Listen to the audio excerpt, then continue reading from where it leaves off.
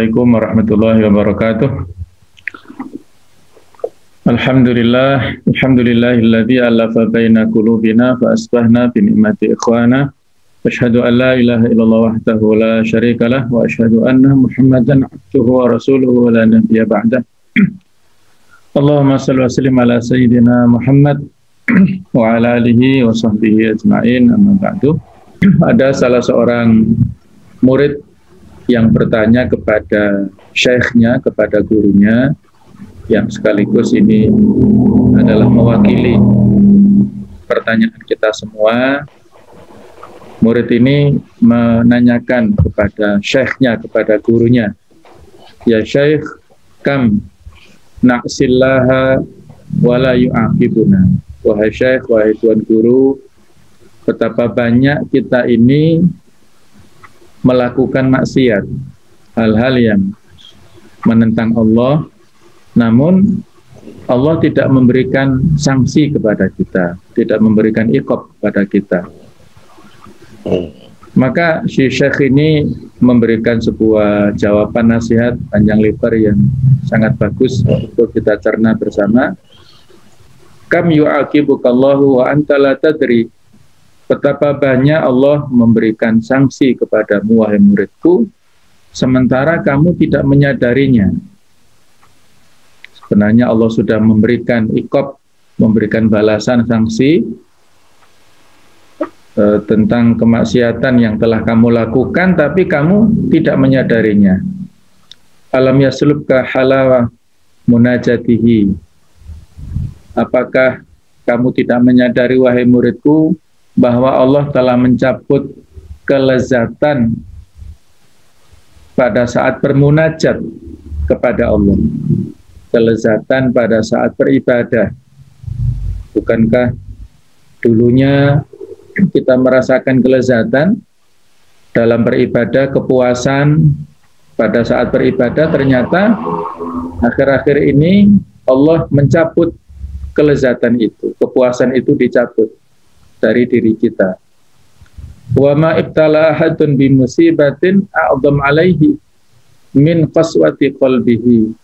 Dan tidaklah seseorang itu diuji dengan sebuah musibah yang lebih besar, yang lebih berat daripada musibah qaswati qalbihi, kerasnya hati. Inna a'dhama iqab mungkin an tatalaqahu huwa qillatu taufiq ila amalil khair. Sesungguhnya iqab yang terberat yang memungkinkan untuk kamu dapatkan itu adalah qillatu taufiq ila amalil khair. Sedikitnya petunjuk, kemudahan yang diberikan Allah kepada kita, kepada antum semua, adalah untuk melakukan amal-amal kebaikan. Jadi kita diberikan cobaan yang berat, bukan kaitannya dengan finansial, dengan keuangan, tetapi cobaan yang berat itu adalah qillatut taufiq ila amalil khair. Sedikitnya petunjuk, kemudahan kita untuk melakukan amal-amal kebaikan. Alam tamurru alaikal ayam tuna qiraatil Qur'an. Tidakkah lewat hari-hari yang telah kamu lewati sehari-harinya tanpa ada tilawatul Quran? Mungkin kalau membaca ya sekedarnya tidak sampai 1 juz, ya, bahkan mungkin hanya 1-2 halaman saja. Atau barangkali ada yang lupa sehingga tilawahnya hanya pada saat liqo tarbawi saja misalnya. Alam tamurru alaika al-layali at-tiwal wa anta mahrumun minal qiyam. Bukankah telah lewat malam-malam yang panjang sementara kamu terhalangi untuk melakukan qiyamul lail? Kemarin Ustaz Hajir memberikan pesan kepada kita semuanya untuk menyambut kemenangan sampai 2024 ini. Ada 2 hal yang beliau pesankan, yaitu setiap malam kita hendaknya qiyamul lail dan selalu setiap waktunya sholat berjamaah. Itu dalam rangka untuk minimal ya menguatkan ruhiyah kita.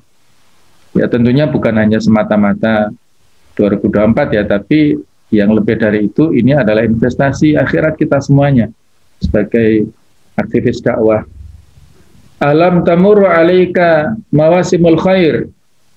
Ramadan, situ Syawal, Asyru Dzulhijjah. Bila akhirih, bukankah telah lewat musim-musim kebaikan? Kalau sekarang mungkin belum ya, Ramadan 6 hari di bulan Syawal, 10 hari di awal Dzulhijjah dan seterusnya. Ternyata walam tuwaffaq ila istighlaliha kama tumbagha. Dan engkau tidak diberikan taufik untuk memanfaatkannya dengan seyogyanya, seharusnya kamu manfaatkan musim-musim ketaatan. Ini peringatan bagi kita, mumpung kita masih belum masuk mausimut ta'ah atau mausimul khair, dalam arti panen pahala, yaitu bulan Ramadan. Kita sudah dikasih pemanasan di bulan Rajab, bulan Sya'ban ini mungkin belum maksimal, ini masih ada beberapa hari.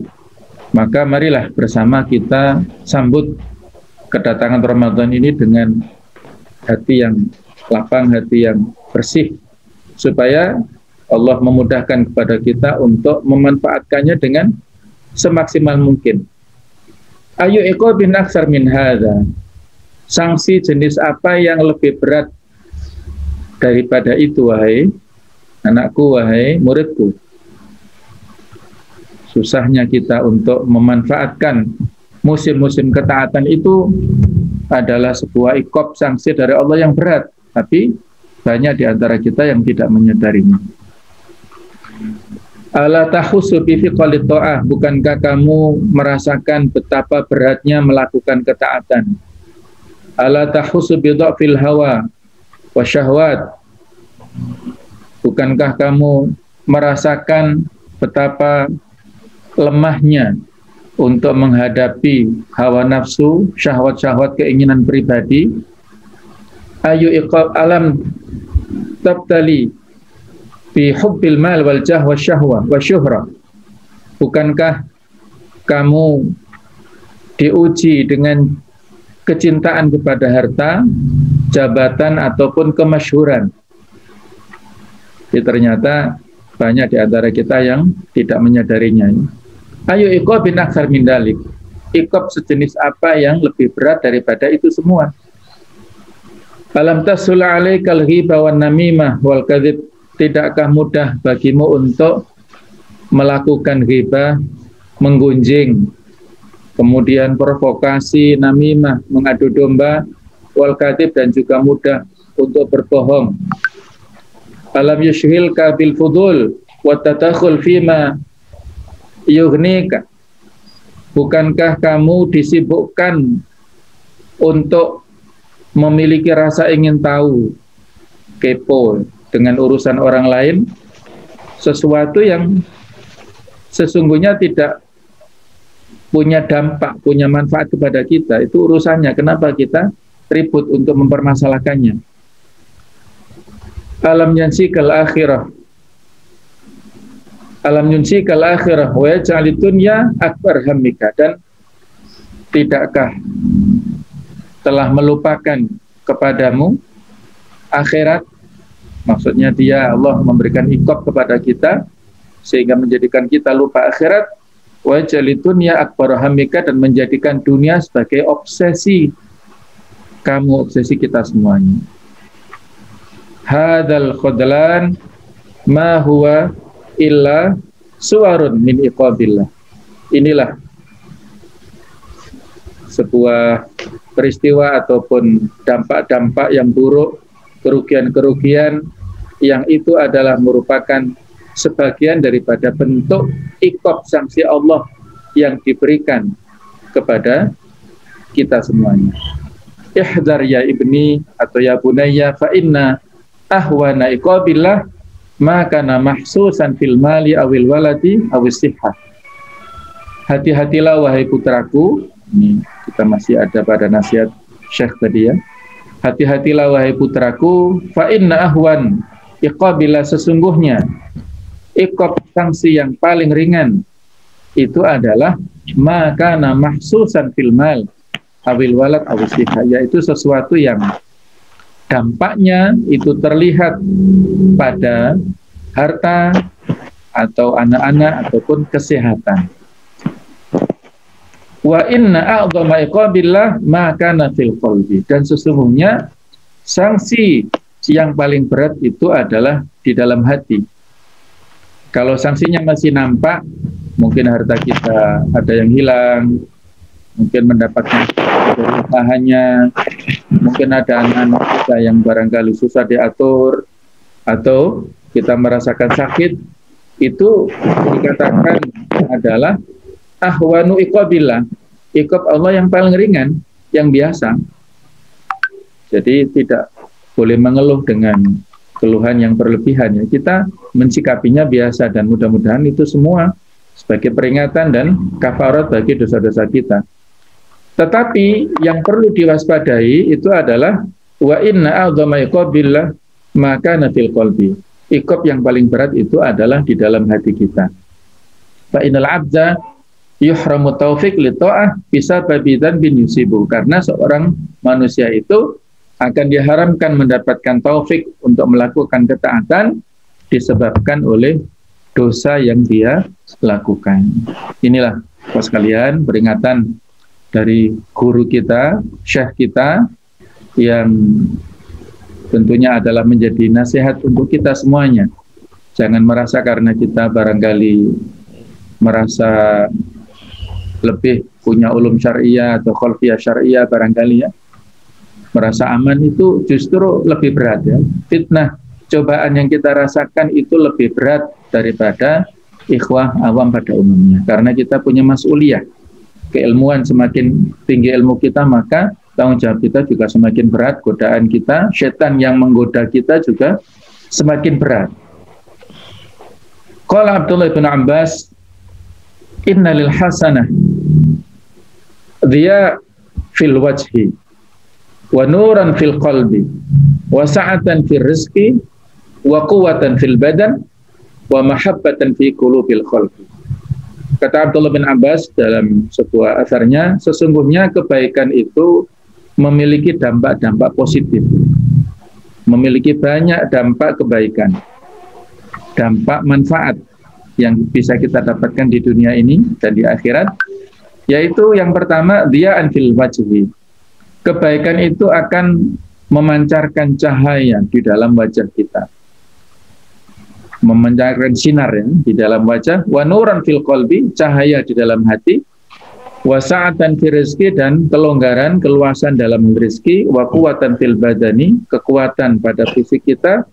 Wa mahabbatan fi qulubil khalqi, dan kecintaan pada sesama makhluk, hati orang-orang yang berinteraksi dengan kita.